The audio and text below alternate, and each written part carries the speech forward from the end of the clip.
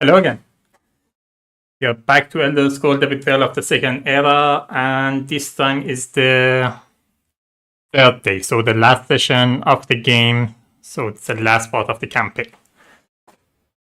Last time I did the second day, unfortunately, I realized much later that my sound was not working. I double checked it again this time, so hopefully it will be fine this time. And here we go. So last time, I'm not sure how much I managed to build. I think these two I didn't have. I managed to get them. This is the pulsar. So when you roll them, it gives damage to your enemy and blind them, but you get blinded as well. And this one, it does as much damage as you have already magic die here. And you also heal that much.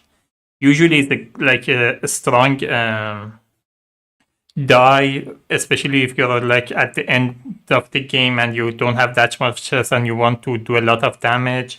But the timing it matters, because usually by the time you have that low health, you use a lot of your dice, so you're not doing that much damage and healing that much either.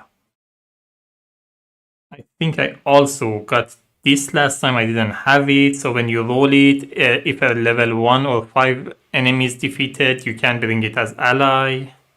I don't know if I had these or not. I think I didn't have these either at the beginning of the round, at the beginning of the session. So this one is the Prodigy. No, sorry. This one is the annulment. You reduce this die by 1, so you roll it and lock it. You reduce it by 1 to prevent 1 damage. You reduce it by 2 to ignore the status die, and you can reduce it by 3 to ignore enemies' skill die. Enemies actually non-quest enemies, not every enemy. So this enemy doesn't count, but the other enemy you ignore them. The concentration, before you engage, you can reduce it by 1 and add 2 enemy combat die to it. And you can even roll those enemy combat die even if you're in magic. I think the rest I had it before I begin. I also got some item. These are mostly food. This is the most interesting one and the strongest one I got. It's pretty strong since I'm Breton. I'm just going to explain it in a second. So you can reroll one of your die if you're in Magicka, and you can do it before you overtax it. Then, if you want, you can overtax it to set 2 of them to any die that you want. It's pretty strong, especially if you mix it with this opportunist, which means you can overtax it, put 2 of these die to whatever you want. Then, instead of discarding it, it goes to your backpack and you can really use it next day again. Let's get to it. The Clockwork Horror. As you learn more about these strange digging playing out Morrowind, playing out around Morrowind and their connection to your previous mission, your attention continues to be drawn back to necrolifting. The ancient Dwemer ruin has a lava work that could be used for crafting large, complex pieces of machinery. A possibility you find likely. Given these blueprints you've procured that are said to belong to Selective Wood Elf the Slanderer. As you prepare for arduous journey down the ruins inner depth, you take a moment to weigh the possibility of what might be down there. Time is of the essence, but an unprepared adventure is as good as dead in a place like this. So, encounter setup, set a side quest unit, Xeric Shadow Scale, Akisha Mechanist the Slanderer, Void Centurion Torso, Void Centurion right arm, and 1 Centurion left arm. These I already set aside before this. So these are the unit that we have to set aside. I also put these aside. These are the ally that I deploy. This I already put aside because I have the gain ally as my major keyword, gain ally Razumdar. I know that at some point it lets me deploy it, so I just put it aside right now. I'll check later when I can deploy it. So The major keywords we have are disrupt operation and gain ally, Razumda. So let's get to the create a peaceful overland deck consisting of all Morrowind peaceful encounter and 4 random general peaceful encounter. So just the usual way that you put the peaceful encounter together, you do it here as well. So we have 4 general ones. So out of these 10, I'm going to randomize. I'm rolling a d12. 1, 9,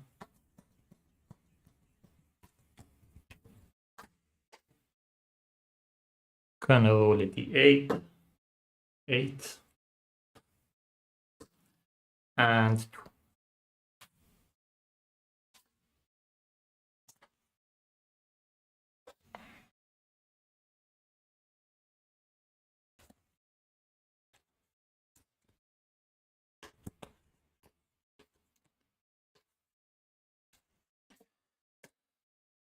Gonna be the encounter rule by I'm shuffling these. Each adventurer may choose one of the following options. Pack provision, search the common item deck for 3 food of your choice and the legendary item for 1 food of your choice. Gain those items, shuffle the deck after gaining these items. Review blueprints, gain 2 bonus HP during today's reward phase. Or study maps, note which adventurer select this option in your campaign journal. This has no immediate effect, but will let you take bonus turn more easily in the final step of this quest. Pretty happy with my item, so it's definitely not going to be the first one. The question is, do I get the blueprint or do I study map? Review blueprint could be helpful. I'm about to get 1 XP from here, which gets me to 3. Then 2 more gets me to 5. I can't use it to increase this, and I don't want...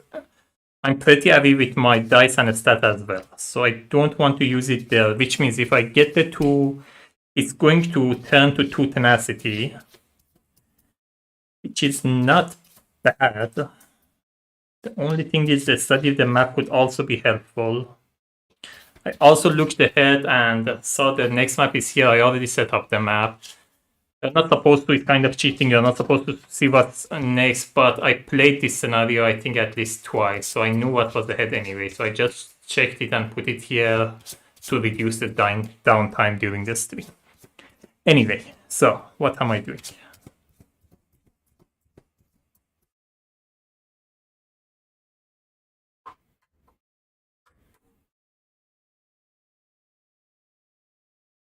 The 2 tenacity is pretty enticing.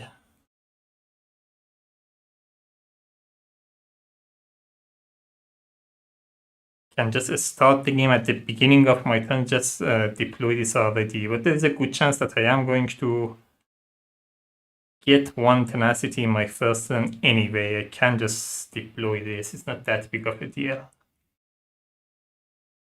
Yeah, I'm going to study the map. So we write that down.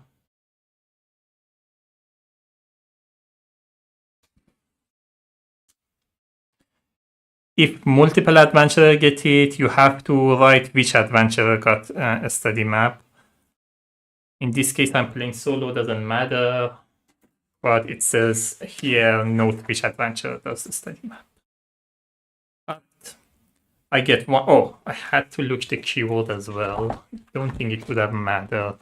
Block operative or gain notoriety. I think it's block operative. It's called disrupt operation, so it wouldn't have mattered. Alright. I got 1 experience, and we go to the next thing.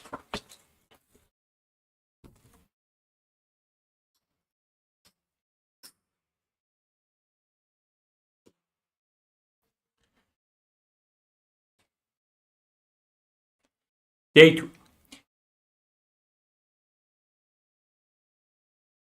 This as well, by the way. You travel into the bowels of Morrowind for a long time, winding this way and that through the ancient dwarven tunnels.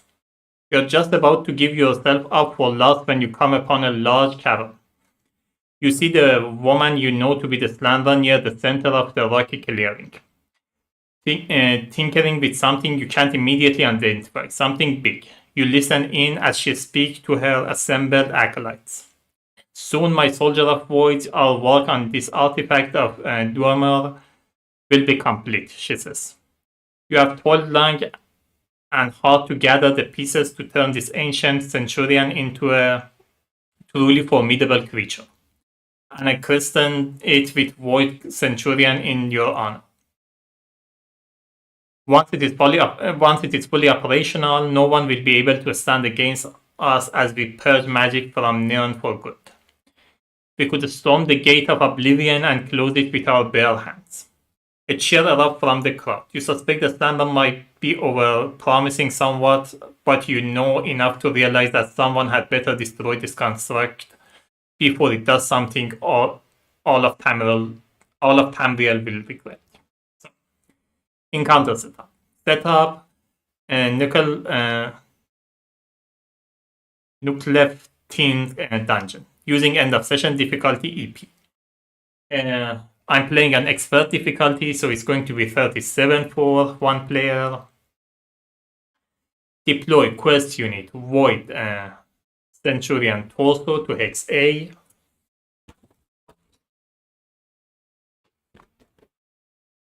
So this guy goes to Hex A.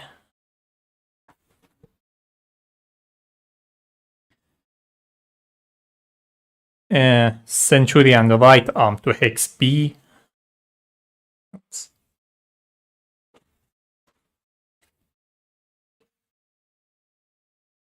So the right arm to Hex B. And the left arm to Hex C.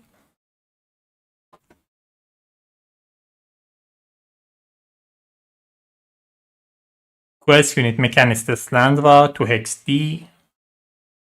Where did I put?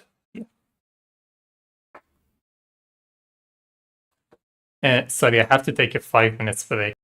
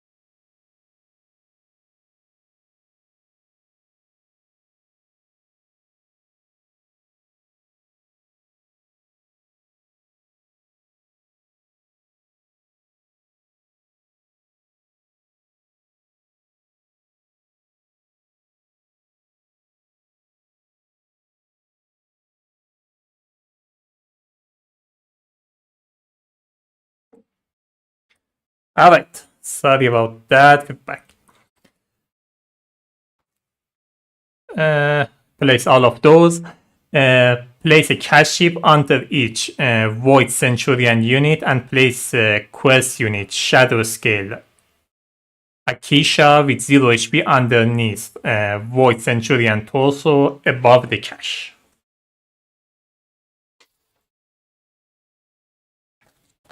Where did I put the cache? Oh, yeah.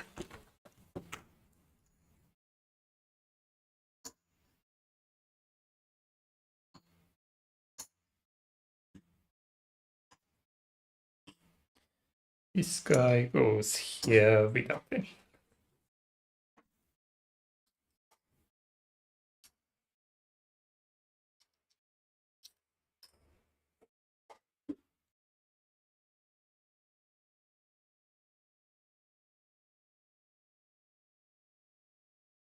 Alright, I also need to deploy 37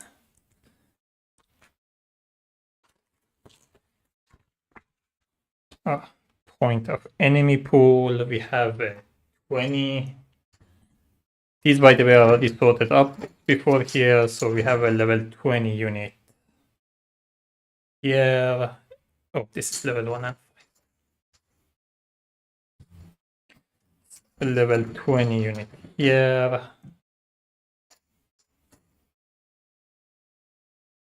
It's Dark Elf Pillager.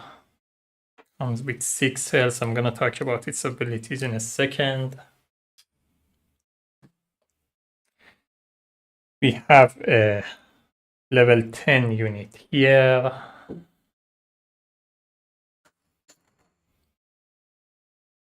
The giant bat.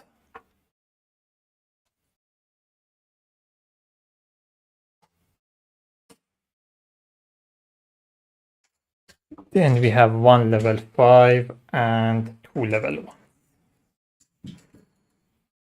Level 5 comes here. It's the Orc Marauder.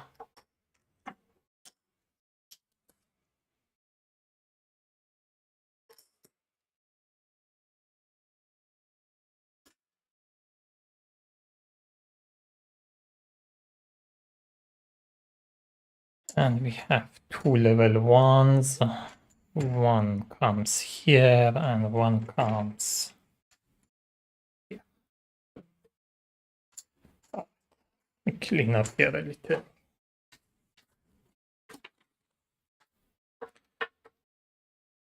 So for the level 1s, we have Wisp and the Cliff Racer.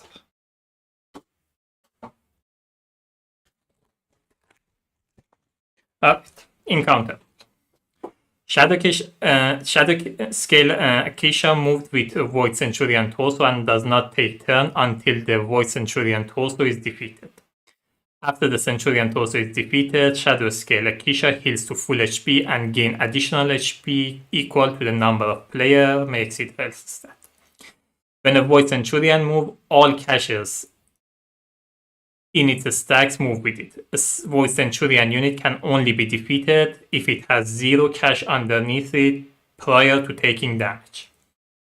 If it has no cache underneath it and has not been dealt damage, it is still considered undefeated and takes turn as normal. A cache is removed from Void Centurion when that unit takes number of player or more damage in a single engage action. In my case, I'm 1 player, so it's going to be 1 damage. This restriction also applies to true damage. Only a single cache can be removed at a time. When a cache is removed, it is placed in the closest health that is not already have a cache chip with the normal cache side.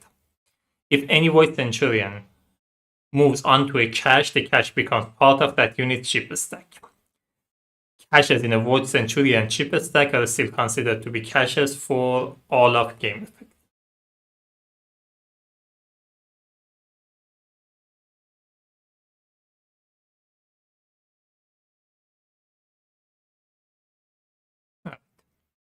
At the start of the turn of each Warden Centurion, units and Shadow Steel Acacia draw the top card of the Peaceful Overland deck and reveal the icon.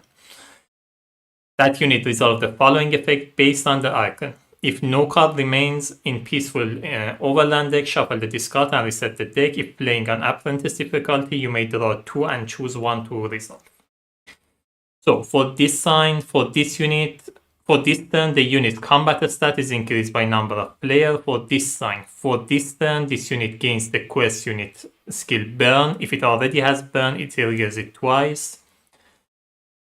For this one, all unattached cash chip that are within any number of hexes in a straight line from the unit are placed in its unit's stack. And this unit gains the day's status die for this turn. For this turn, this unit gains quest unit Necrotic. I'm going to explain the Necrotic and base all in a second. And if there is no icon, place cash chip in an available hex, cash hex if possible. Alright. Just a second.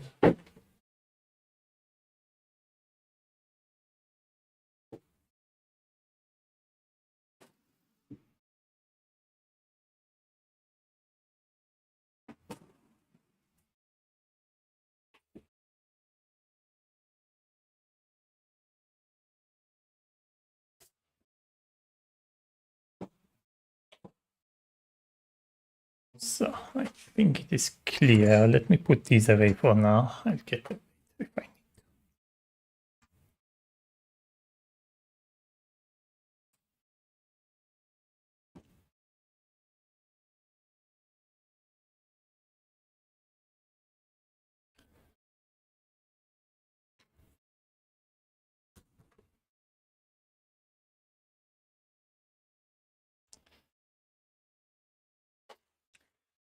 All right, let's get to it. Oh, wait. So, what do I have? I have Disrupt Operation. Your removal of contraband equipment has left part of Centurion inoperable. Quest unit waits, Void Centurion right arm does not deploy. Great. Gain ally, you have gained the trust of a friend to help in your time of need. The quest unit associated with your keyword become a companion controlled by party. This companion gains the enemy skill Rush. Alright. So we have Razumdar. It already has Rush, so I think I'm gonna put Razum here. I'm gonna put myself here, put Razum here. Alright, let me quickly go to the units. So we have Wisp, it has Decay and Ethereal, 4 health, 3 range, 2 attack, 0 defense. Decay means every time it takes turn, it loses 1 health at the end of the turn, and Ethereal, if you are not attacking it in with Magicka, the damage is reduced by 1. We have Dark Elf Pillager, it has Dodge and Rally. Dodge means for every die that you roll that doesn't do damage to it, damage is reduced by 1. And Rally means if you defeat it and it's not the last unit in the game, it deploys a unit 1 level lower. So in this case, it's going to be like a level 10 unit. Giant Pact, it has Detection and Elusive. Elusive means you can't attack it unless you are next to it at the beginning of your turn. And Detection means if you have a stealth, it doesn't matter, it still attacks you. It has 3 attacks, 2 defense, 5 health, 1 range, and this one had 6 health, 4 range, 3 attacks, 2 defense, and it's attacking 2 units. So, Orc Marauder, Aggressive Steel. It's rolling 6 attack die. It has 6 health, 1 range. It's rolling 2 attack die. It has 2 defense. The Void Centurion torso, it has, so the health is just this thing that you put under it. It has 1 range, 2 attack, 3 defense, so you need to do 1 damage. In my case, it's like number of players, so I have to do 1 damage, and I have to get through this defense, so it's going to be 4 damage. It has Burn and Restrain. So Burn, after this unit determines its target, the target must choose to lose 1 tenacity, discard 1 item, or deal itself 1 true damage. And Restrain, after this unit's movement, all opposing units within 3 hex of this unit are moved 1 hex closer to it if possible. The left arm, it has 0 health, 1 range, 0 attack, 2 defense. It has dodge, which I already explained. Let me explain this first. So we have Cliff Racer, 4 health, 1 range, 2 attack, 0 defense. It has rush, which means if it can't attack, it moves a second time. And we have Mechanist Slammer. It has 7 health, 4 range, 1 attack, 4 defense. It has a Ritual 2, Divert, and Detection. Ritual means it heals all the unit within its... Is it within its same sight or within range? At the end of the all anode unit inside. So any unit inside, which in this case is going to be all of them, heal for 2. Divert means its last health can only come off if it has only 1 health prior to the engage. And Detection means it ignores stealth. Alright, what is our objective? Conquer. So we have to defeat everybody.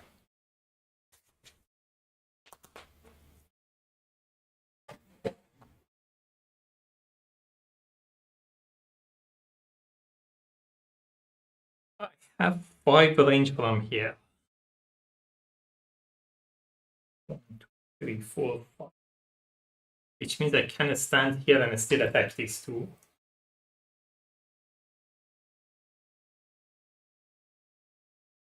But if I move and attach them, I can also put my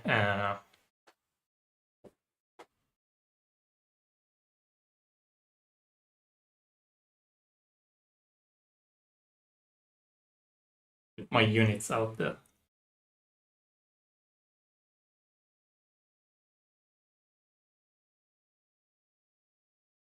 I'm exposing myself to be attacked if I do it that way, but I think that it still makes the most sense.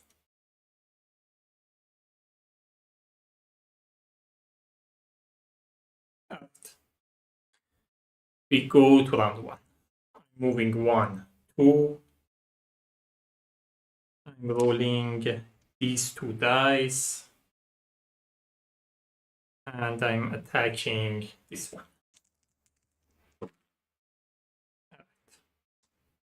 That's 1 tenacity. I can deal myself 1 true damage to do 4 damage. I will deal myself 1 true damage to do 4 damage to this one. It has 3 shields, so it becomes 1 damage. It's enough to take this off.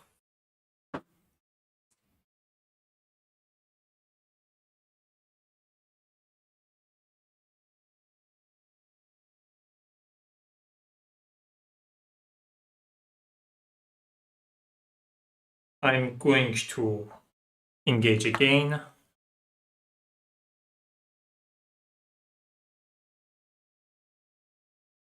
I'm going to roll this, and this. So I roll this as well.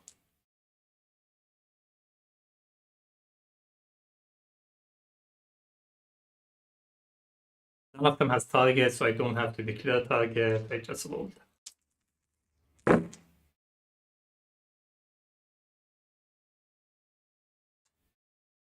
I'm pretty happy with the results, so I'm not going to use my lightning staff yet.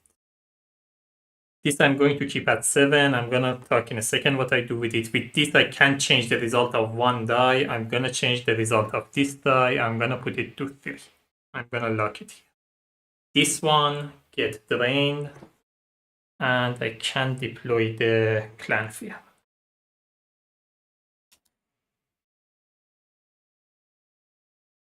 I'm gonna put the clan fear here.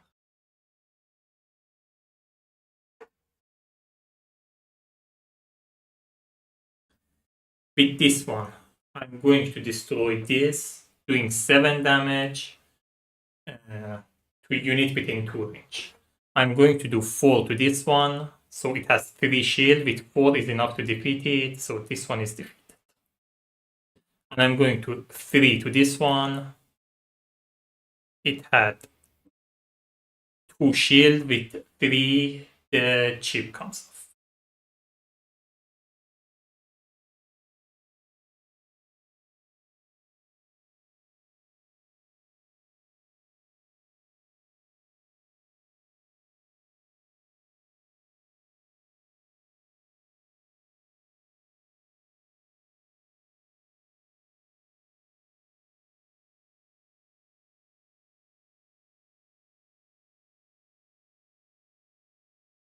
I'm also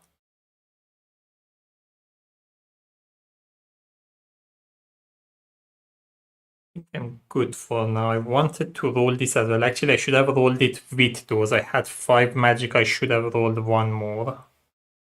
Just realized it. Yes, I would have rolled this announcement with it. There was no reason not to. I'm fine with the thing. I'm not gonna use my work liking stuff. Alright, before I end my turn, I'm spending 1 tenacity to deploy Clan Fear.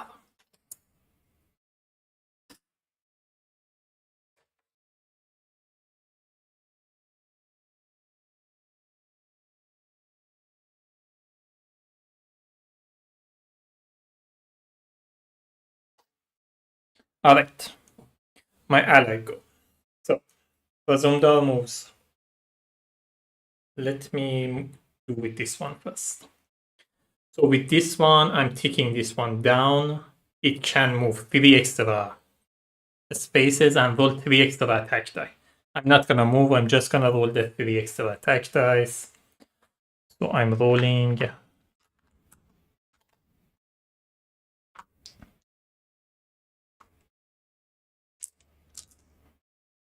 Oh, the shadow case came out, it immediately gets it.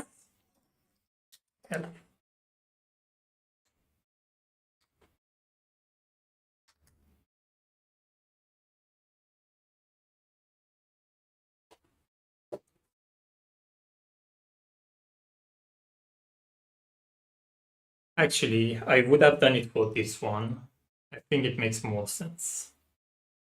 Yeah. So Clanfear moves here, attacks the shadow scale Kisha. So that's 5 damage minus 1, it becomes 4.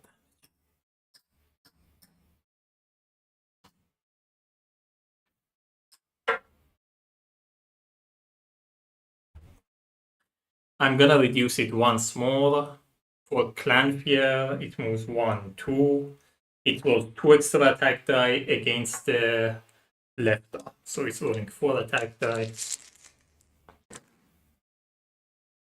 This is also defeated. Razumdar goes 1, 2, rolls 2 attack dice.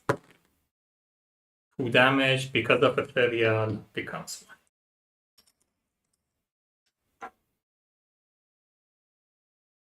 Thinking if I should have used Mammoth Night Pie as well.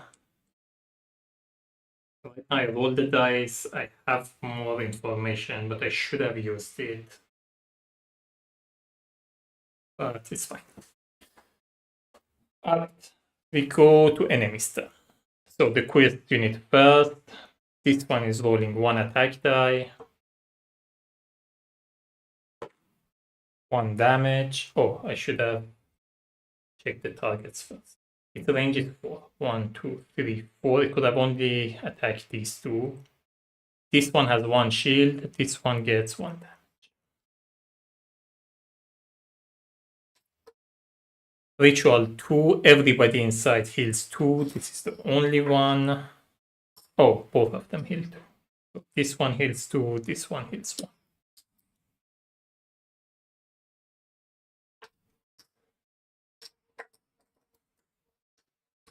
Alright. This guy goes. Before he goes, we have to reveal one of these cards. It's this sign.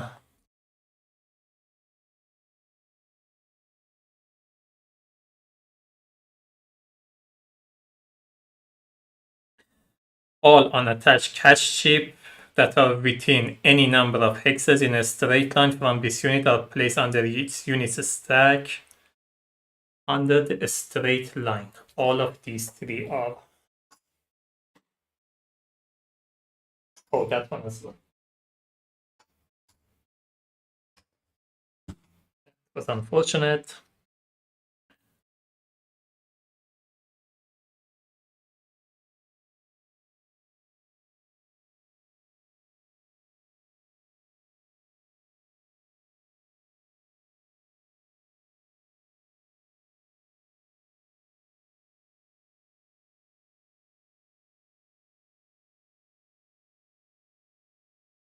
The unit gains a daze status die.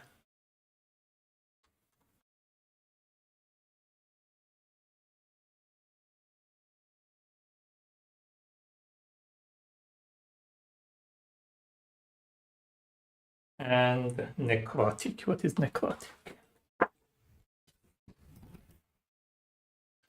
At the end of this unit's turn, it deals all adjacent units 1 to damage.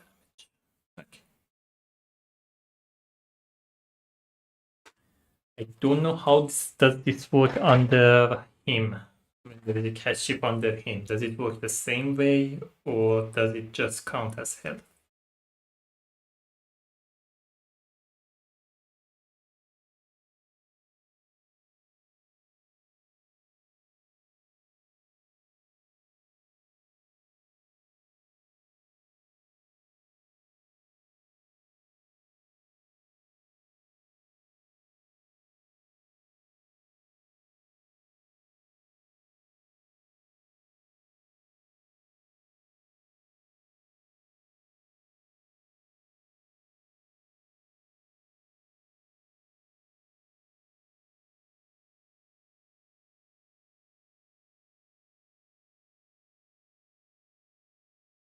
It only talks about cash ships about Void Centurion. I don't know what does the cash ship do under him.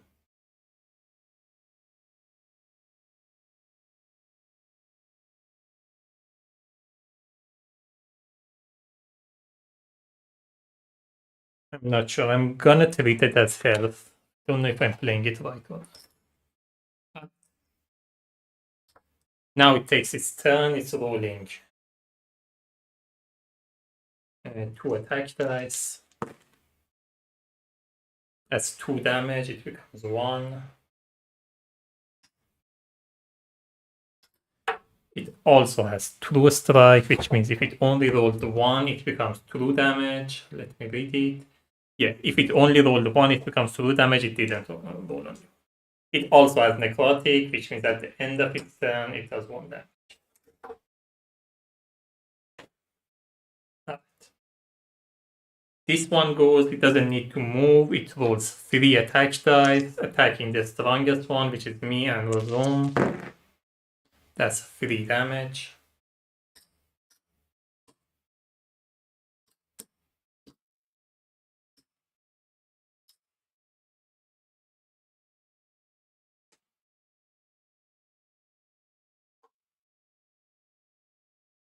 Level 10. This one moves 1, 2.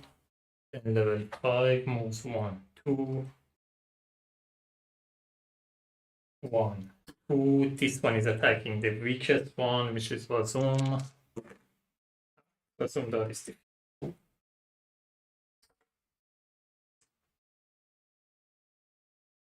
We go to round 2.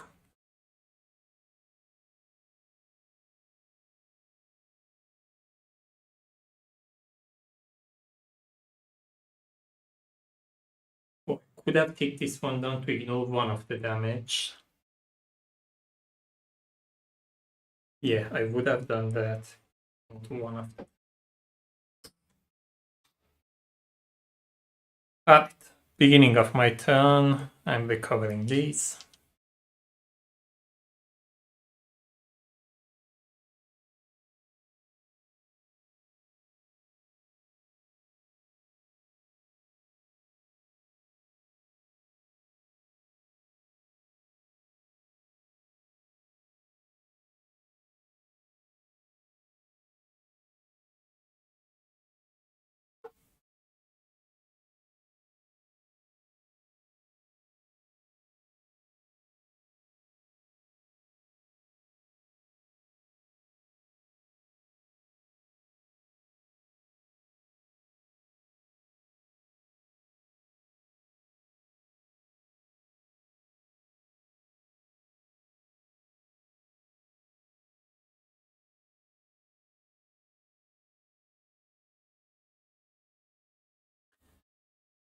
I think I want to wait a little before I roll this. I want to blind like a few of them so that they start attacking each other.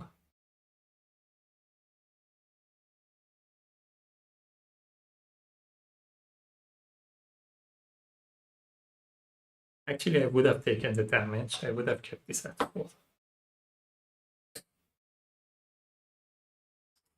Oh, by the way, this would have decayed.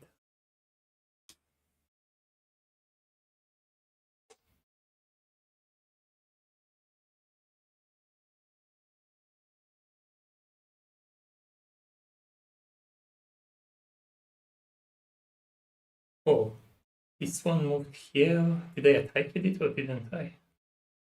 Or did it move here because of a rush? Where was it? Just a second. No, it would have moved here even without rush, so it would have attacked. Yeah, this would have been defeated.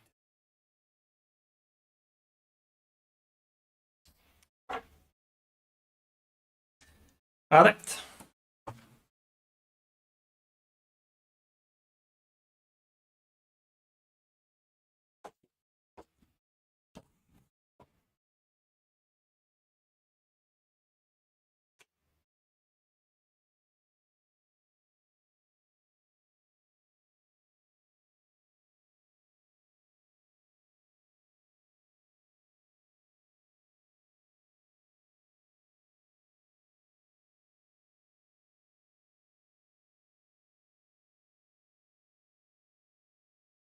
I'm gonna roll this and these two.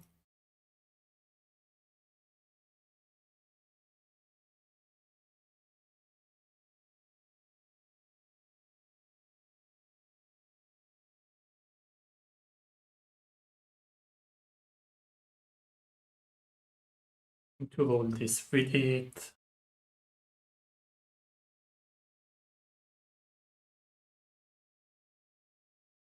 Let me read this again. I don't know how.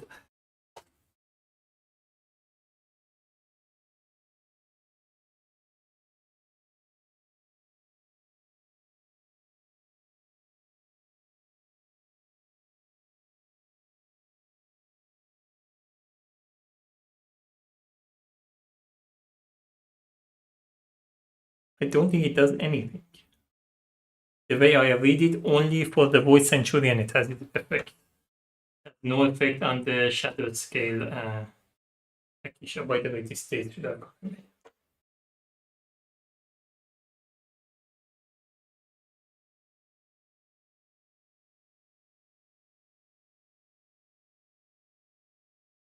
This one is rolling 2 attacks against me. I need to defeat this first, I think.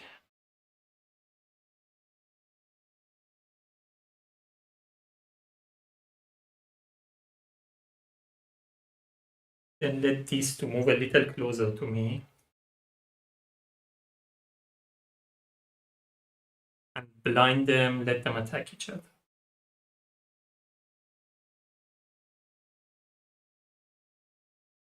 I'm moving one back.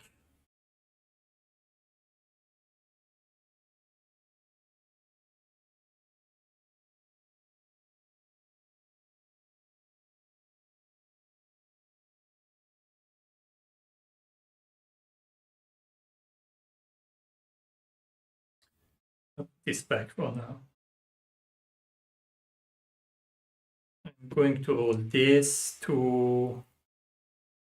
Yeah, I'm attacking this one. Alright. It's good enough. I'm gonna make this a 3. That's 4 damage. That's enough to defeat this one.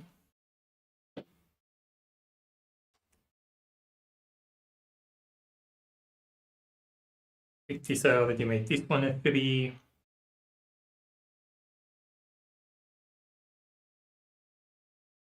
Going to take a light fatigue. Roll this one. I'm attacking the Shadow Scale Akisha. I'm going to use my lightning staff to reroll it. That's 1, 2, 3, 4, 5, 6 damage. -1, so still 6 damage. This is defeat. I still don't know if I'm playing it right or not, but the way I read it, the cash chip under him doesn't do anything. I also heal for 6. I can only heal 4.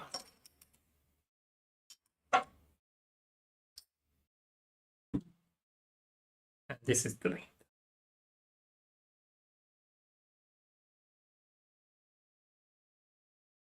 I'm going to reduce this by 1, to increase this by 1. Can I do it multiple times?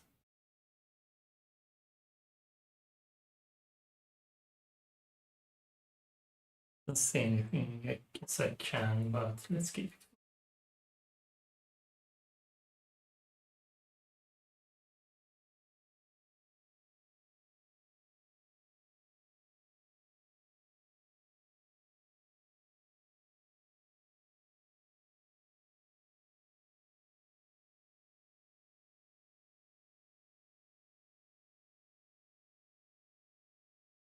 I think I should end my turn.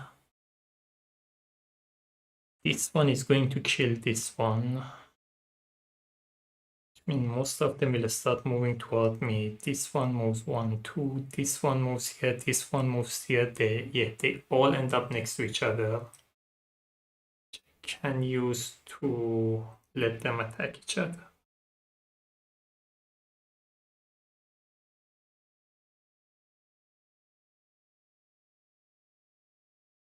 The ritual will keep healing them, but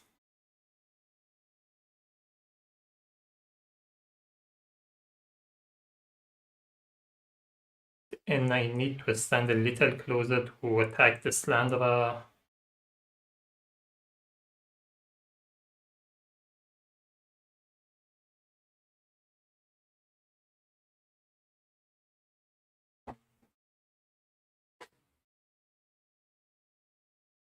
They have moved already.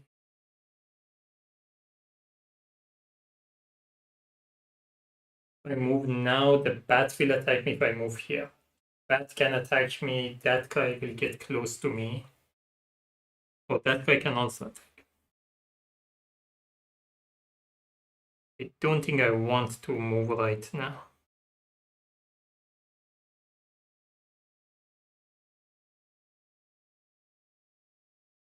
But I have to defeat the Slanderer, otherwise it just keeps hitting them.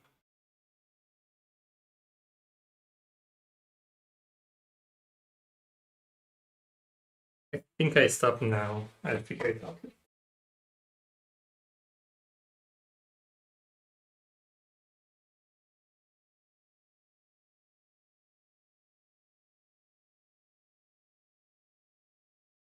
Oh, if I manage to defeat that Clanfear, that Cliff Racer, his path stays open. So I would have rolled this as well when I rolled that.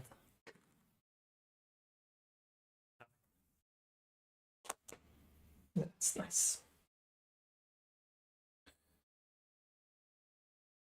I'm gonna end my turn. The Clanfear takes its turn. I'm gonna reduce this for it to increase its turn. It moves here. Rolling 4 attack dice. That's 5 damage. This is it.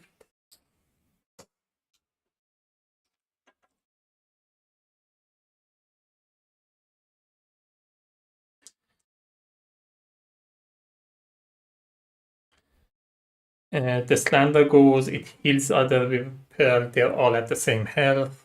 Its attack, 1 damage, nothing.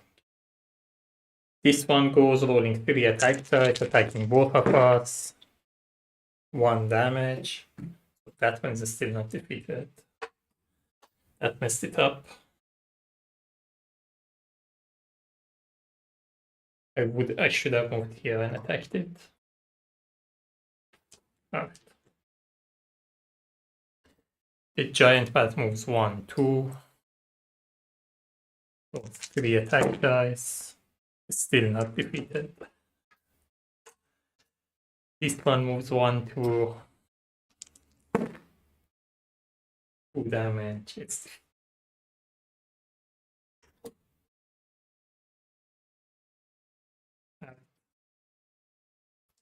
we go to round 3.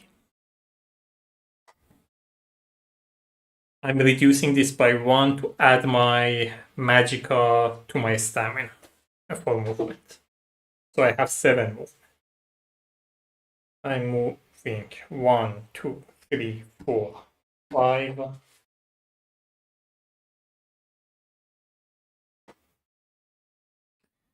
And that's it.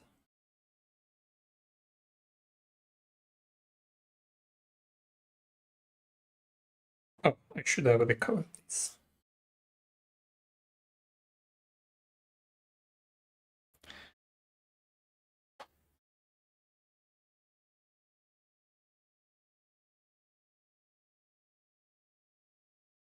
Oh, the bat is elusive.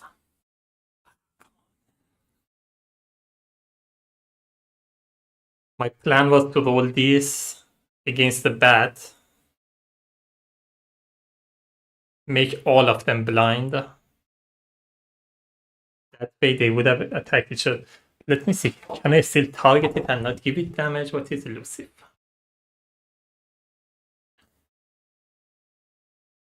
This unit prevents all damage, including true damage dealt by unit that were not adjusted. So only the damage is ignored. So I can still roll this without doing damage. So I'm rolling this.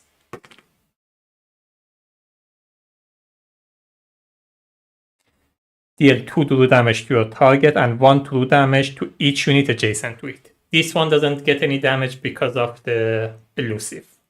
But these two each get 1 true damage.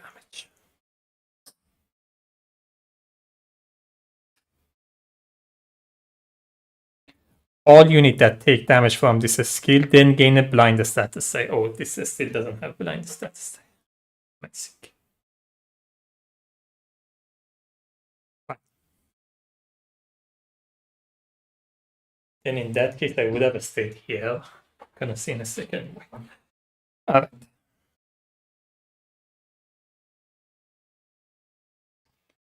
Which means these two are blind.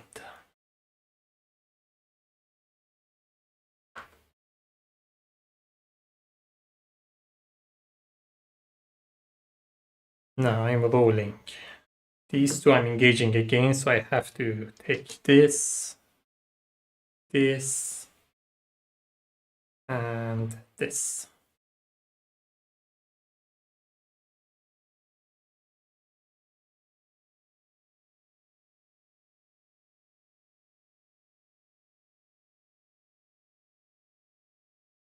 I'm going to attack the slanderer.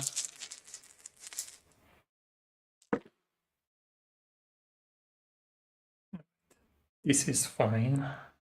How much damage do I need? It has 7 and 4 shield. I'm gonna need 11 damage. Can get 11 damage. Great. So with this one, I can turn 1 die to any side. I'm going to turn this to... Where's the other die that I just bought? Oh, it's here. I'm gonna explain this in a second. So with this one, I'm gonna turn this to 7. I can destroy an item to do 7 damage to the unit within 2 range. I'm going to do 7 damage here, plus 2, that's 11 damage. These two, the slander is defeated.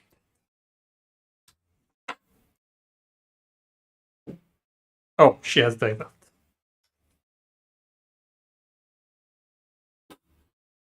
If she has divert, I shouldn't have defeated it. I shouldn't have rolled all of these. I wouldn't have rolled this. I forgot that she had divert.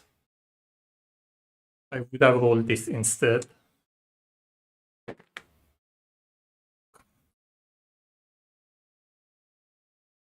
Fine. Then it still wouldn't have mattered because then she wouldn't have come to 1, she would have come to 2. Yeah, I still would have, like, I still should have rolled this, but it comes to 1. With this one, I can deploy a unit. I'm going to deploy the Cliff Racer.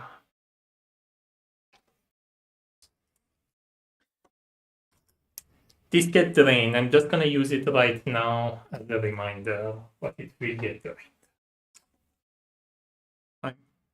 Oh, one thing. When I rolled this and they got blind, I should have gotten blind as well.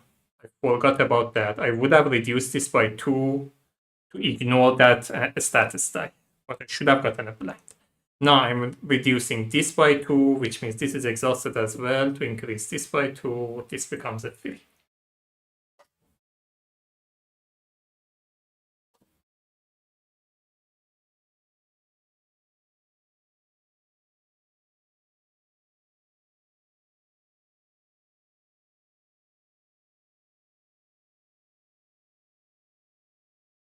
Alright. We go to my companions turn. I'm gonna reduce this by 1, so it rolls 3 extra die, attacking the Slander. Give me a 5. Yes. Slander is defeated.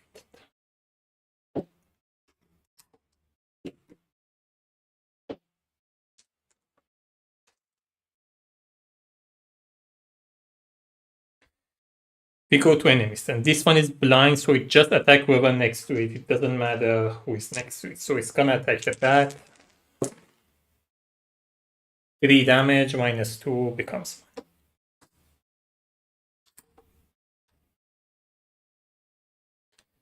The bat moves 1. Rolls 3 attack dice. It's 4 damage. I'm gonna reduce this by 1 to ignore 1 of it. Where is the... There is no 1. How do I reduce this from 2 to 1?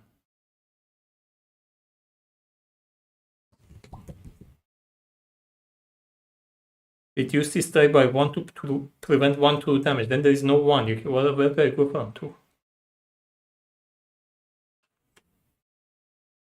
Correct. I guess I'm not using it. I just get the 4 to damage. I go to 3. 2 health.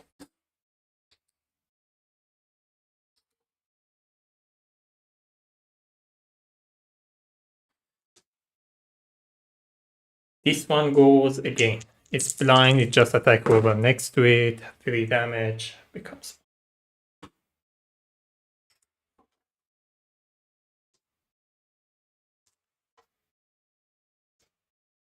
Out. Round 4.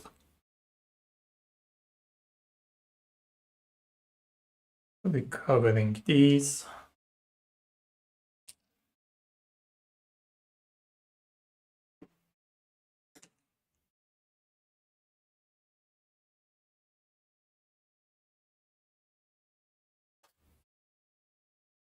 Going to roll this, this, and this.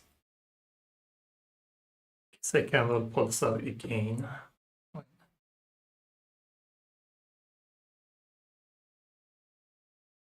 How many do I need for the giant? I only need 3 damage. It's just an overkill. I'm not gonna roll this.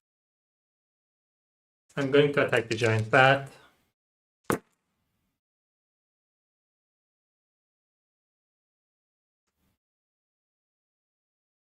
Alright. I'm going to overtax the Oak Lightning Staff. It would have been discarded, but because of my once per battle ability, it goes to my backpack. I can replace it with another item.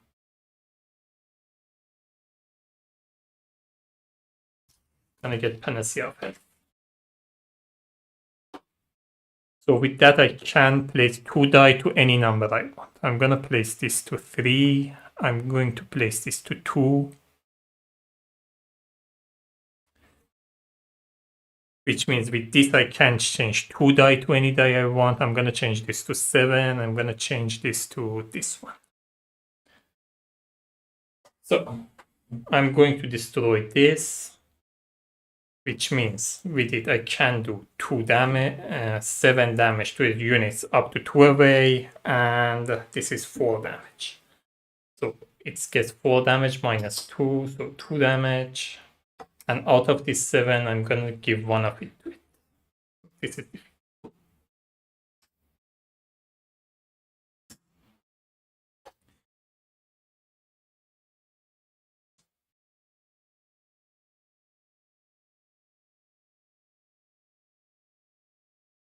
6 damages left.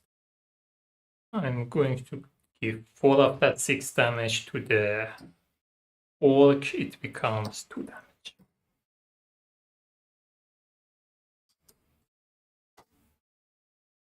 Right. Alloy goes 1, 2. Gonna do this to roll 2 extra dice.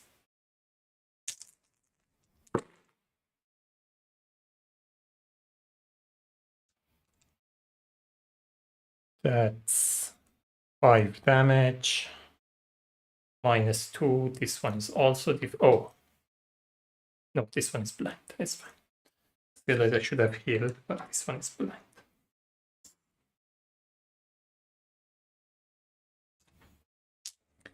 This one would have attacked both of us, but since it's blind, it moves, attacks my companion. 1.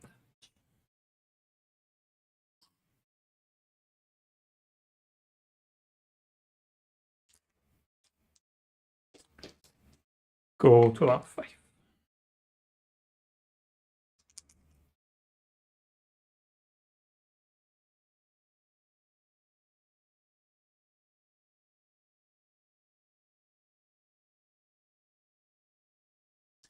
I'm rolling these. I'm reducing this by 1 to roll 2 enemy combat die. I'm rolling this. Attacking this one. Alright. 5 damage. Plus 2.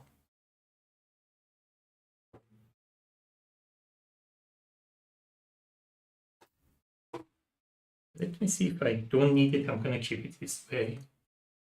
This is going to be 1, 2, 3, 4, 5, plus 2, 7 damage. I have 7 damage from here. So I'm going to keep this as it is. We have 7 damage from here. I'm going to turn this to a tenacity. So this one is defeated.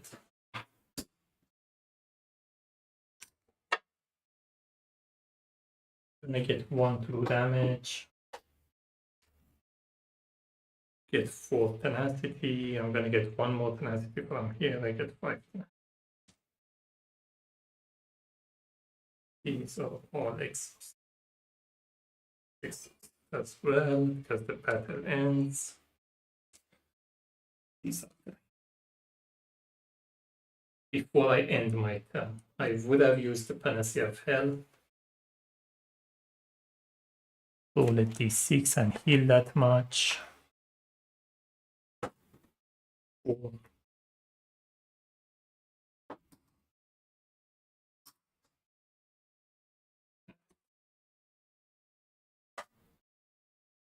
Now I would have ended the battle. Alright.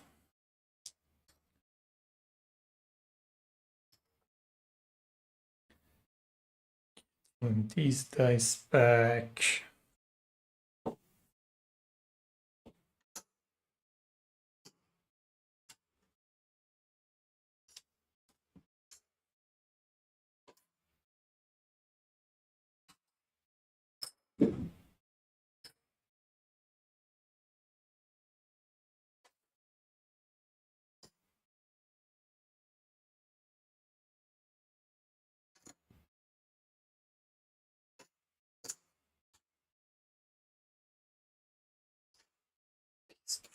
here. This one goes here.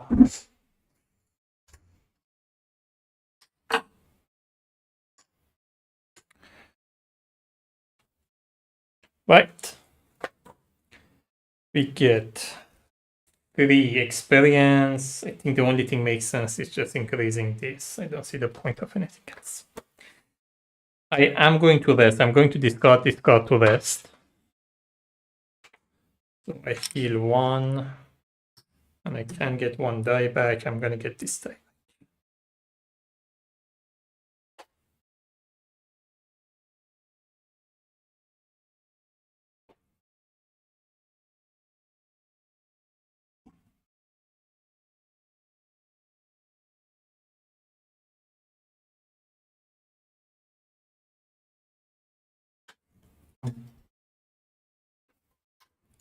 Right. We go to day 3.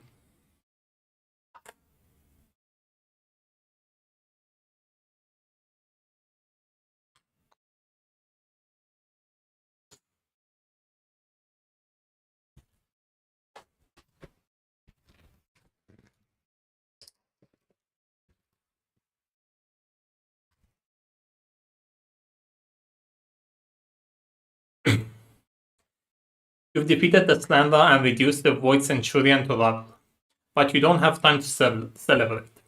The death throes of the construct shook the foundation of this ruin, and judging by the falling rock and toppling pillars, the depth of Necrosphinx are on the verge of caving. The Slander has adherents outside of his ruin, and you know someone will have to alert the authorities to their plans. That information can't die with you, and even if it could, you have a lot left to live for. You need to get out of this tunnel and fast. However, you feel the eyes of an unseen foe at your back. The Wood Elf's ally still linger here. Encounter would initiate the following delve using end of the session enemy pool. So let me sort these out first.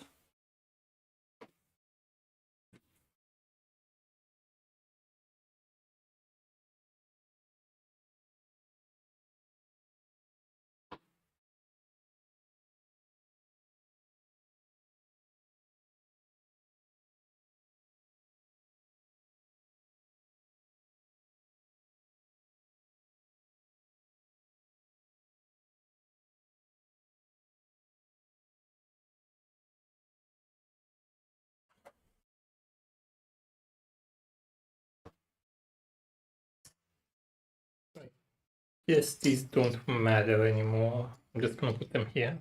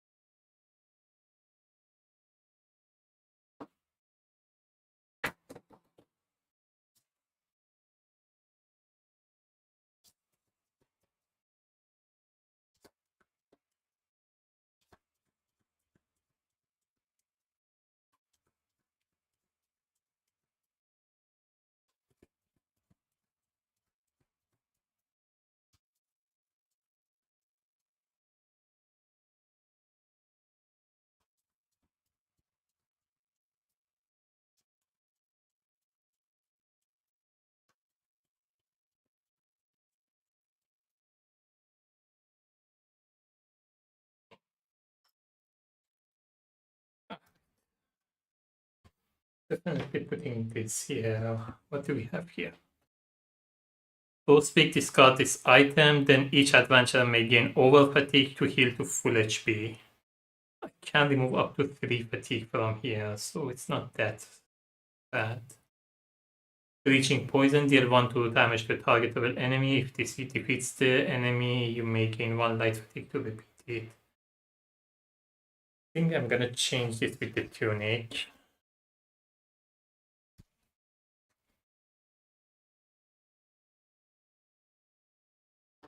Don't need the bin right now that much.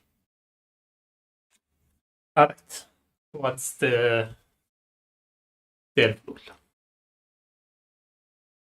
After the delve tile is revealed, if quest unit Zurich is not already in play, he deploys to a newly revealed tile in the hex farthest from the adventurer who revealed the tile. Zurich deployed this way even if it has already been defeated. If Zurich ever starts his turn on a tile with no route to adventurer, he is immediately defeated and trigger quest unit skill Penumbra. At the end of an adventurer's turn, they may choose to drain an available skill die and untrain a square health token to take another turn. They must be able to do both.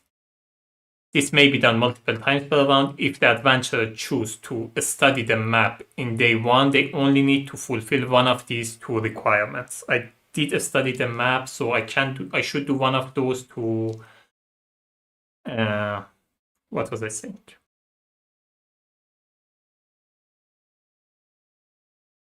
To take another turn. After each time a sky shard is gained, one defeated adventurer may be deployed with 1 HP to the closest unoccupied hex to the adventurer who gained the sky shard. If the revive unit is placed in the turn order has already passed and they haven't taken a turn this round, they may take this turn. After all adventurers taken it, this doesn't matter to me, I'm solo. At the end of each round, but before checking to see if the encounter is successful, remove a number of delve tile from the battle mat equal to the number of gain sky shard plus 1. Tiles are removed from smallest to largest, including the entrance tile. All units occupying removed tiles are defeated. The removal of tiles can make previously explored hexes explorable again.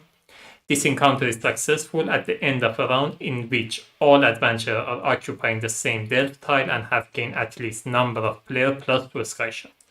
So I need to gain 3 sky shard, but at the end of each turn, I need to remove number of sky shard that is gained plus 1. If playing on apprentice difficulty, you may gain 1 fewer sky shard. Adventurer may still explore new tiles and gain additional sky shard after revealing or gaining the required amount. So usually when you get all the sky shard, you don't explore anymore. In this case, you can because you know that some of the tiles are going to go away. So available keyword, block operative, gain ally I don't have block, I have this stuff, sure. Anyone on this side, that's so I only do have gain ally. If your ally was defeated on day 2 and you also have the keyword adornment, deploy your ally with full HP at the start of this turn. I don't have that and my unit was defeated, so that doesn't matter. But I think I already shuffled this. Let me give Zurich its health. So it has Bane, Swap, and Penumbra. Has 6 health, 1 range, 3 attack, 2 defense. So Bane gives you Bane status die. Penumbra is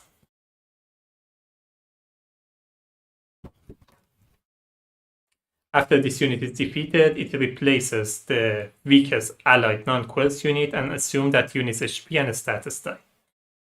The replaced unit is returned to the enemy back. And the swap. This unit treats occupied hex as unoccupied. When it moves to an occupied hex, its occupant is placed in a hex that is moved. That this unit moved up. All right, I think that's it. So we don't have Razumdar because it was defeated. Oh, did I shuffle this all the time? I thought I was shuffling the. Correct. All right, let's shuffle the delve tile.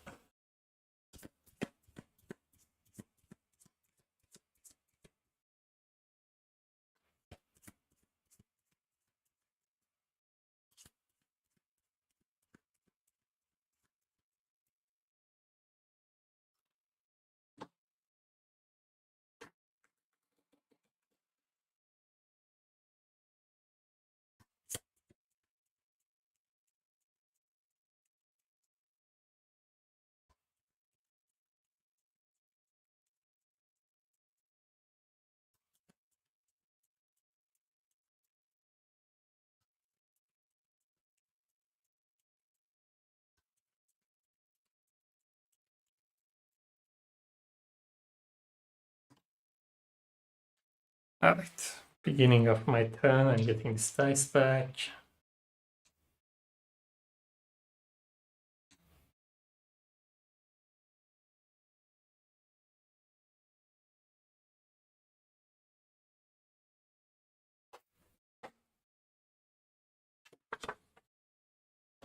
And I'm exploring. So we have a tile already, it's armed guards. These three, I'm gonna roll a d6. Going to be 1, 2, 3, 4, 5, 6. Also the middle.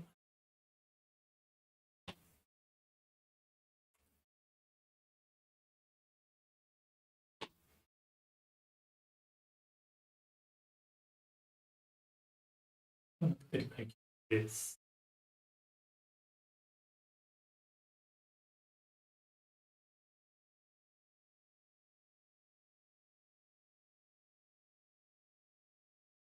So we have a level 5 unit and level 1 unit. I also have to deploy a zoom to area.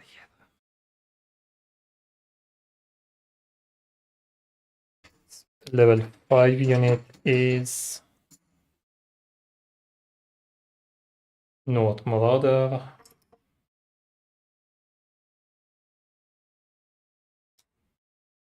Seven health, native and rush. The level 1 unit is Argonian Bandit. It has enfeeble 1, 3 health, 1 attack, 1. So the rush, we've seen before, if it can't attack, it moves the second time, and feeble, it gives you light fatigue. In this case, it's enfeeble 1, so 1 light fatigue. Native for Morrowind is called, what is it called? Fumes. After this unit is engaged by an opposing unit, apply blind status die to the opposing unit.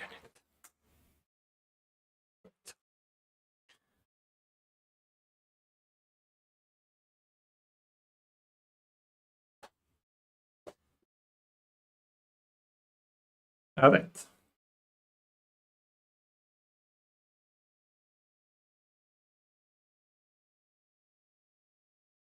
If I gain the sky shard, so when I gain the sky shard, each of them get +2 health.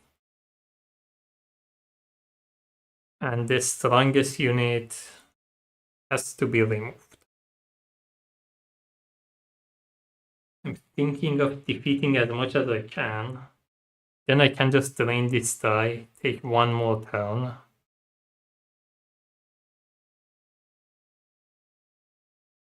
I think that makes the most sense.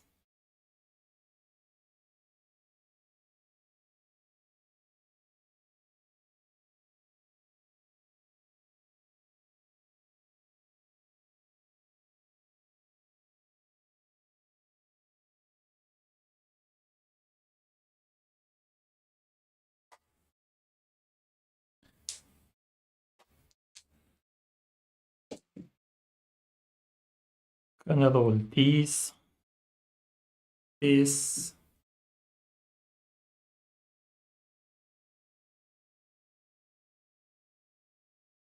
and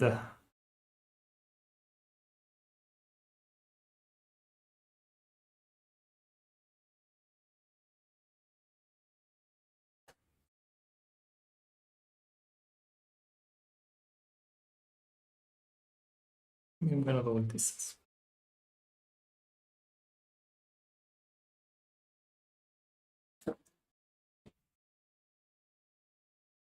Switch. Weakest allied non-quest unit. Attacking Zerek.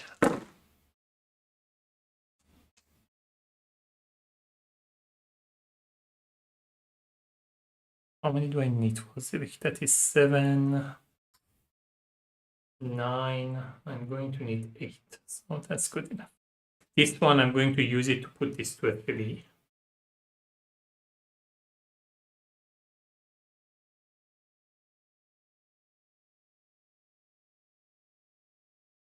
So with this one, I'm going to destroy this to do 5 damage to a unit within line. So I'm going to do 5 damage to him plus 4, that's going to be 9 damage. I need only 8 damage to defeat. The Nova triggers, it swaps its position with.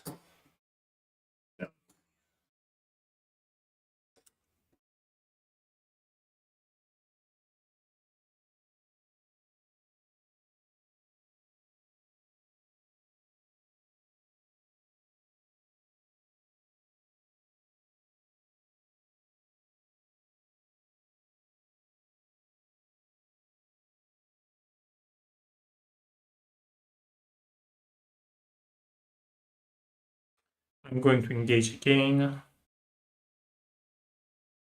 For this, I'm going to use my lightning staff to reroll it. I can drain 1 die to take a second turn. I'm gonna drain this die to take a second turn. So, gaining this dice back.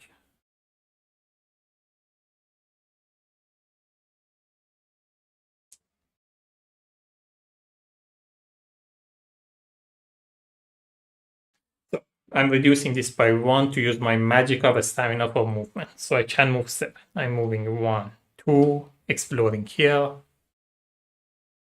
Oh, wait. I gain 1 sky shard. I have to add 2 HP to all units here.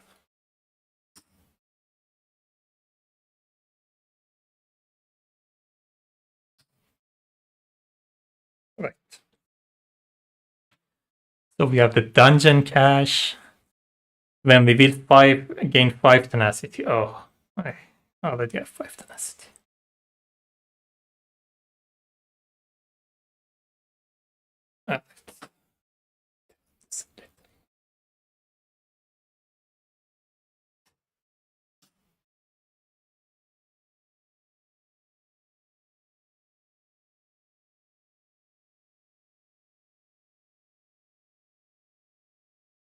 I'm gonna put it this way.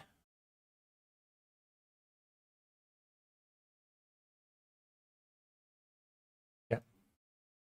So we have a level 5 and a level 1.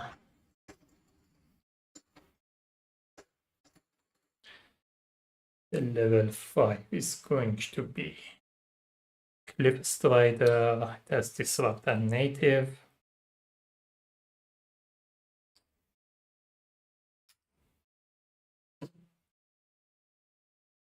And level 1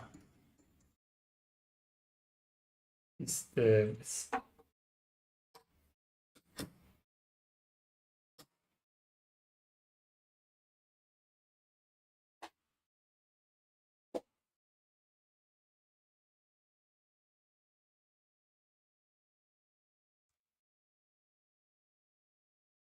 is 1 cash chips. Comes here. I move 1, 2.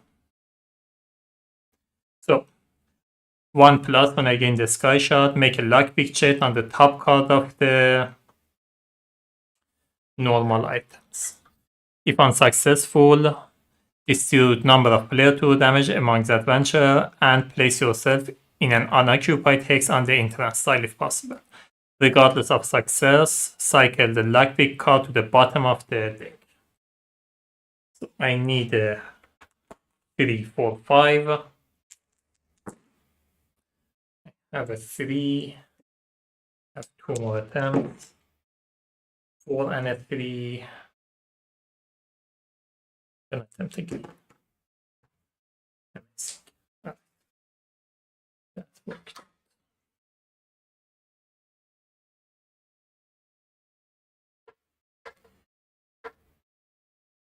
Before I move, I'm going to spend. Oh, I can't do it now. It's fine. I'm going to explore again. We have Chart Graveyard. When we will deploy up to 3 random level 5 or level 20 enemy to unoccupied hexes on this tile. Adventurer may choose the for each enemy. Ruined remains. When a level 1 or 5 enemy is defeated on this tile, place a normal cash chip in a hex. When defeated, But it was defeated when a level 10 or 20 is place a legendary one. I'm gonna put a level 1 or 5 because it's gonna go away anyway. So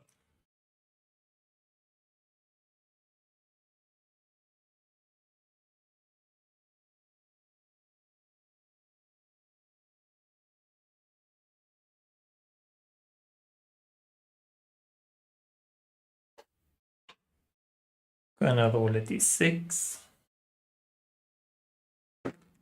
1, so the first was such a waste.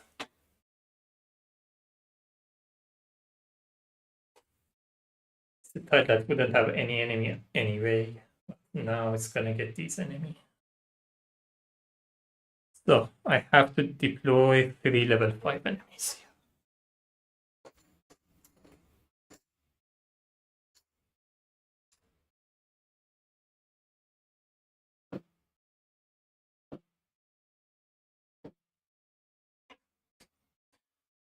So we have Hajit Marauder,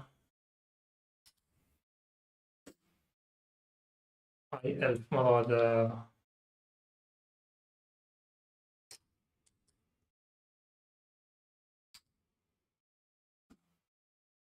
and the Red Guard Marauder. Red Guard Marauder can't get to me, but these are enough to kill me.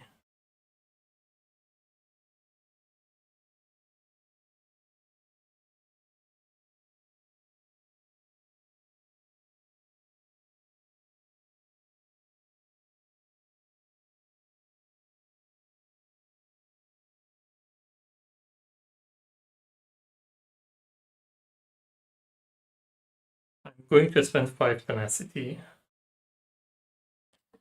and deploy the Feral Guardian.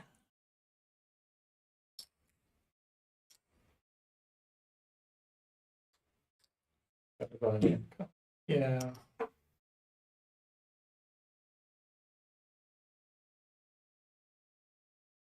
Feral Guardian would be enough to defeat this one. If I defeat this one and survive this one, oops. And this tile are going to get removed at the end of this round anyway. So, I'm gonna roll this, this, and this. Taking this one.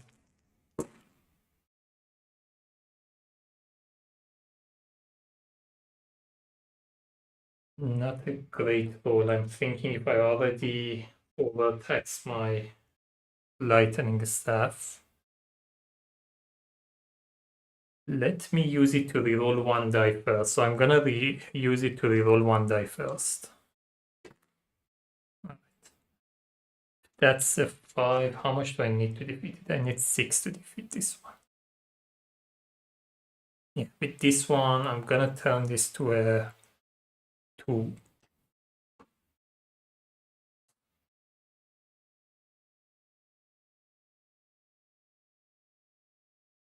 This is defeated, and this cache is discarded.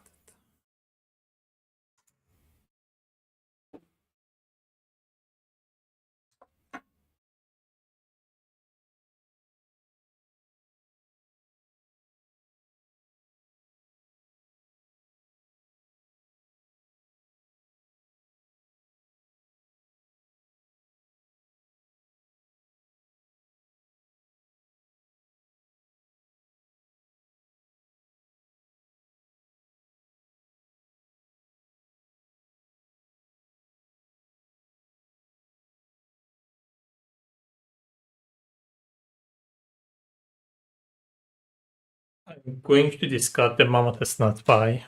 I can heal 4, whatever is extra, I get it as bonus HP. I think that would help. 6 extra, I heal 1, and I get 3 bonus HP. Then I'm going to engage again. I'm gonna use this to reroll it. This is drained, I'm gonna put this here with 5.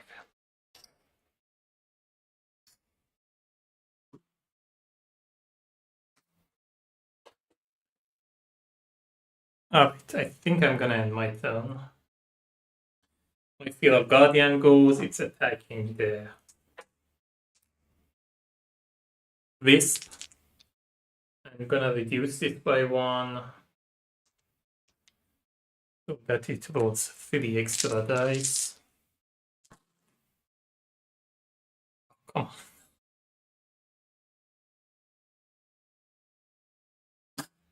It's 4 damage because of the failure, it becomes.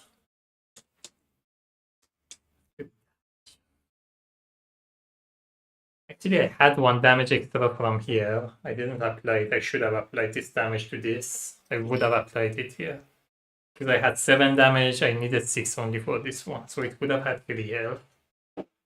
Forgot to apply that one from here when I rolled. This one goes, I'm reducing this again. It's rolling 5 attack dice against the highest Marauder. 4 damage. Oh, it has dodge, it becomes 3 damage. One of the dice is 2 damage.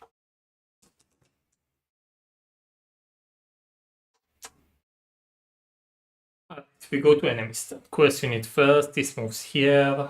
Rolls 3 attack dice. 3 damage. This one moves here. Rolls 2 attack dice. 2 damage. This is defeat. This one is attacking the weakest one, which is this one. 1 damage, he has 1 shield. This one is attacking both of us. He has 1 shield, I got 1 damage. End of the round, I have 2 sky shards, so I have to remove 3 tiles, 3 of the smallest one. This is 7 hex, 3 health, 6 health. 6 hex, 4 hex. So these are removed, and anything on top of them gets defeated.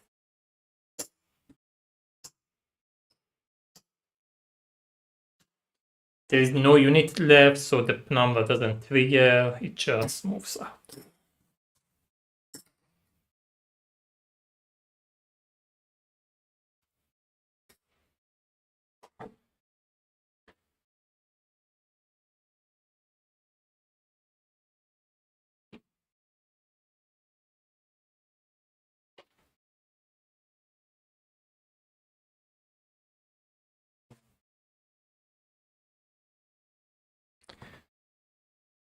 Alright, we go to round 2. Beginning of my turn, I'm getting these back.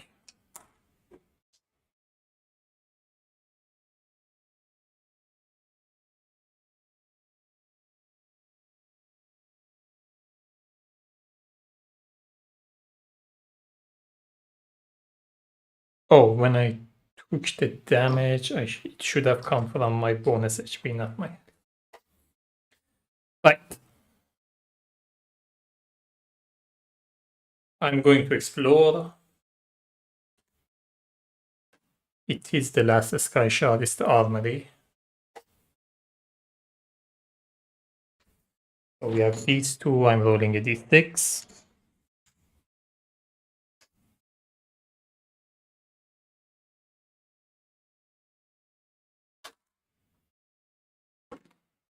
Six, so the second one.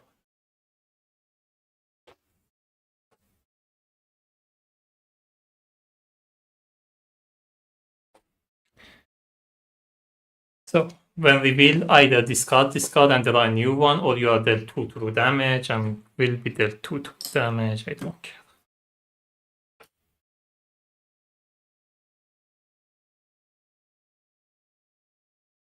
So 1 sky shot will be no effect, 3 plus a sky shot. End the adventure turns phase. Immediately each adventure draw 1 loot card.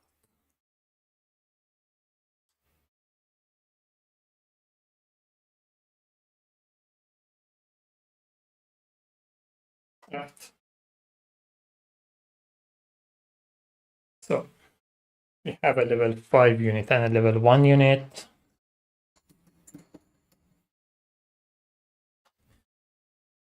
Oh, where's the mammoth here?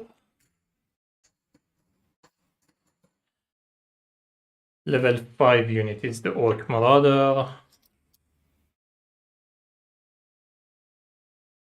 6 health, 1 range, 2 attack, 2 defense. It has aggressive and steal. Level 1.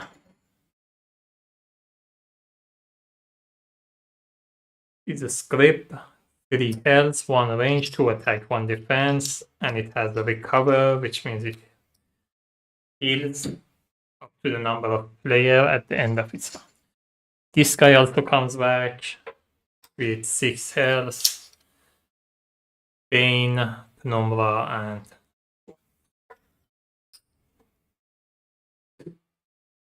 Apt.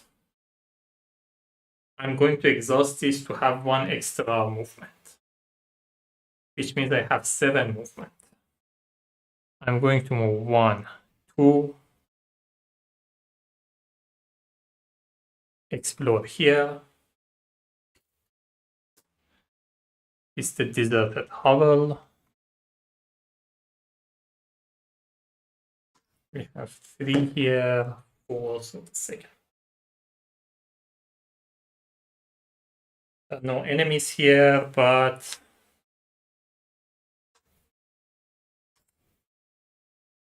if I step on it, 616 to attempt. If unsuccessful, place the strongest level 1 enemy in play in the closest unoccupied texture. That's not awful. Alright, how much do I move? I move 2, I have 5 more movement. So 2, 3, 4. Can I explore again? Melted Armory. When revealed, all adventurer must remove all weapons from their ready slot, either moving them to their backpack or discarding them. It's the only one left, so I'm gonna put it this way.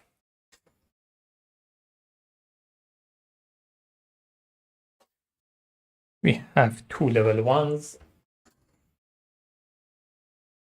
Have the Wolf, 4 health, 2 attack, 0 defense. It has riposte. Riposte 2, so if you attack and it's not defeated, it does 2 damage back. And we have the Skewer. 3 health, 1 range. 1 attack, 0 defense, and it has rot. So if you don't. So if you defeat it, you get 1 over fatigue. 1, 3, 6, 3 attempt. If unsuccessful. Oh, there is also a cash chip here. There was also 1 here. If unsuccessful, shuffle all 3 Dark Elf Patrol, a special Delve card into Delve deck. If successful, each adventurer may move 1 item from their backpack to a ready slot.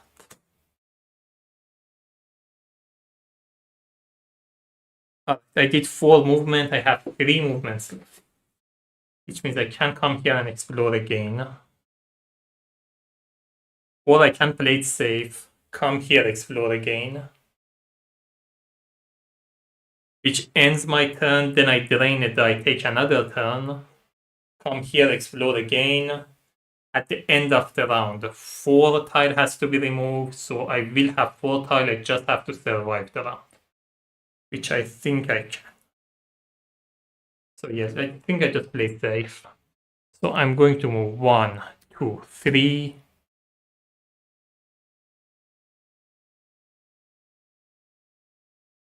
Since it's the third sky shot here, an adventure phase immediately, each adventure draw loot.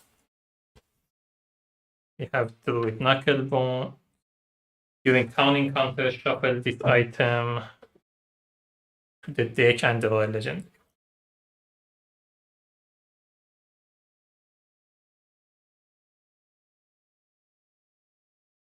Alright, this immediately ends my turn, but I can drain. One die, I'm gonna drain this one to take another attack. So I'm moving one, exploring here. Fungi's invested barrack. When we build a party, may choose to deploy up to 5 additional level 1 enemies to this tile in any unoccupied haze, deciding the number of enemies to deploy before drawing any. For each additional enemy deploy, one adventurer may heal for 1 HP and recover 1 die and gain 1 tenacity. I don't think I will. So, it's 6x tile. 36s. Yeah. 4.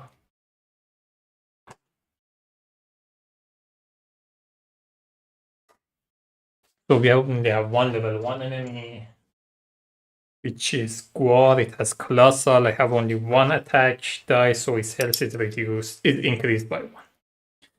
So 3 heads, 1 range, 2 attack, 0 defense, and it becomes 4. At the end of this round, I have to remove 4 tile, which I can. So 1, 2, 3, 4. I am standing on the biggest one. The only thing is I have to survive this round.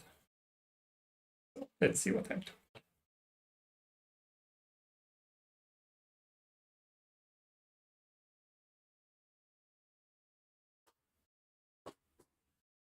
What the no?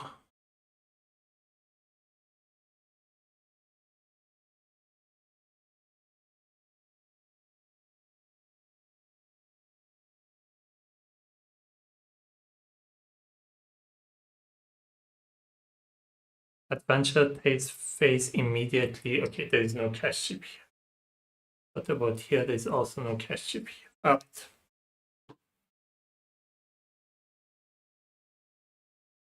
Oh, when I took the immediate turn, I could have recovered this.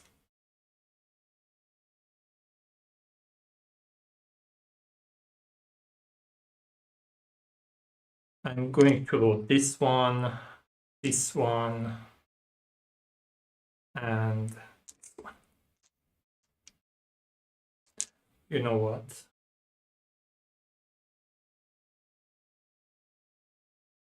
Let me just roll this one first.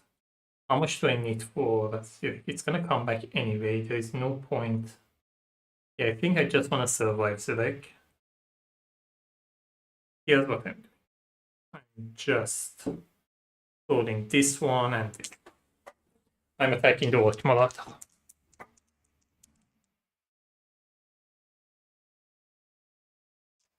think I'm gonna roll this one as well. Right. With this one, I can change 2 dice to any face I want. I'm gonna change this to this face, and I'm gonna change this to this face. This gets 2 true damage, these 2 get 1 true damage,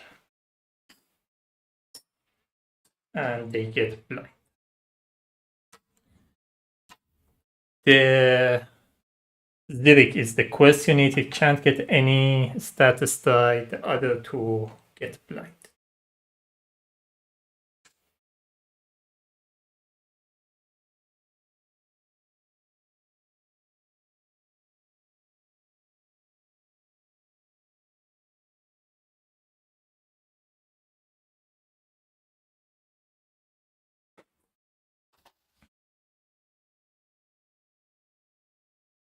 One, 2, 3, 4, 5, 6, 7. I don't think they can defeat me.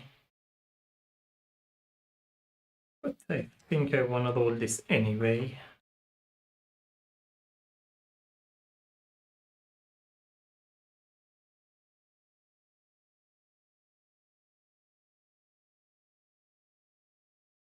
Only has 1 shield.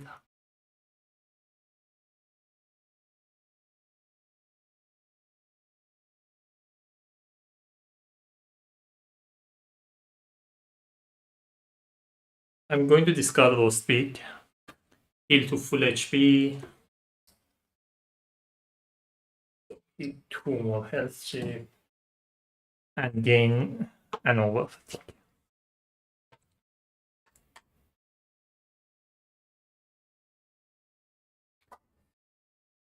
Alright. My companion goes, it moves 1. Oops. I'm gonna exhaust this to roll 1 extra dice, so I'm rolling 4 dice. 3 damage minus 1 becomes 2. Is it still enough to do this one?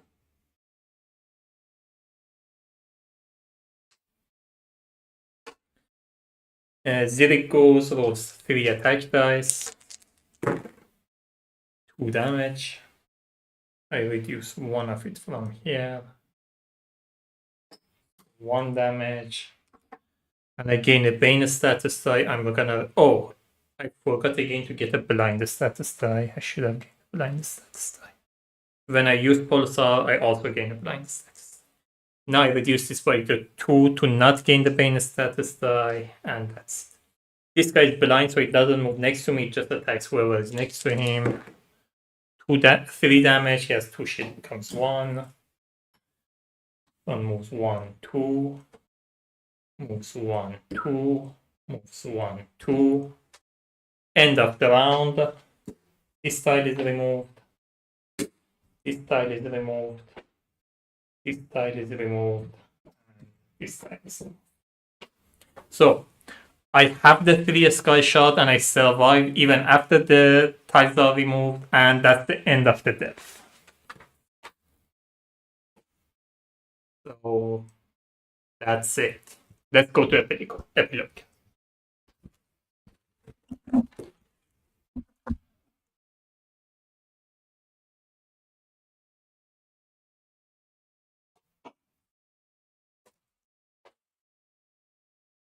You emerge blinking back into the cloudy daylight of Warden.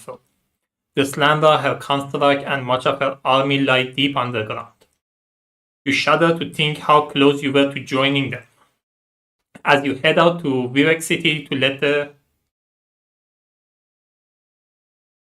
Sorry, I think my connection is breaking.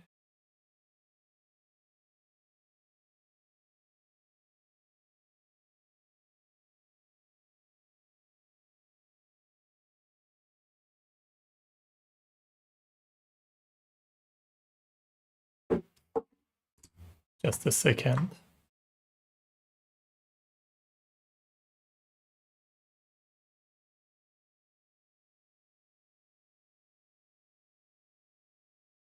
Okay, I think now it should be better.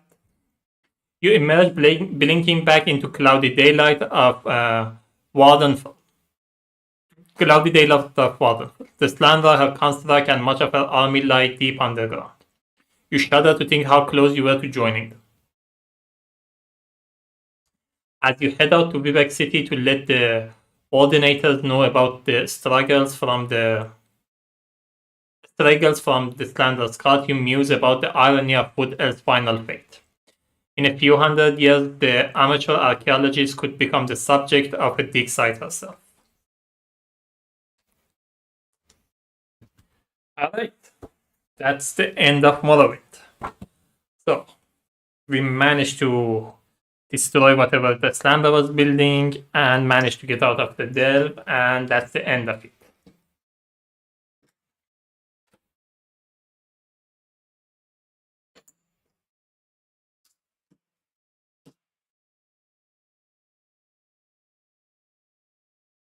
And that's it.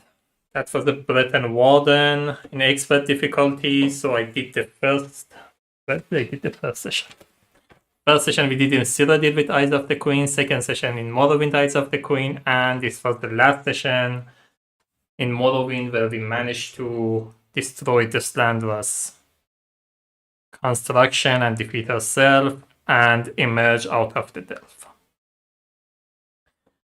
Anyway, that's it. I hope you enjoyed it. I hope the explanation was clear enough. By the way, I used this experience. I should have put this back.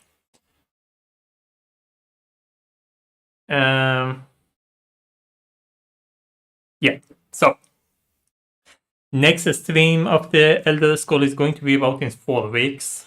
You usually do it every 3 weeks, but in like one of the week I'm out, so I had to shift everything back 1 week. So it's going to be in 4 weeks. I don't know still what I'm playing as, so if you have any suggestion, let me know. Otherwise, I just choose one randomly. And I think I'm going to do this the same way. So I'm going to do the first session in Morrowind, and in a way that the second session move to a different different map, and the end game would be different. So it's going to be first session in Morrowind, again expert difficulty with whatever character that I don't know. Again, if you have a suggestion, just let me know. I'm happy to play that as well. If not, I figure out one by myself. I'll be back on Wednesday with Spirit Island, and we go from there. Alright. So that's it. That was the Elder Scroll, the last session of it. I hope you enjoyed it. Hope the explanation was clear enough. If you have any comment or question, let me know. I try to get back to you as soon as I can.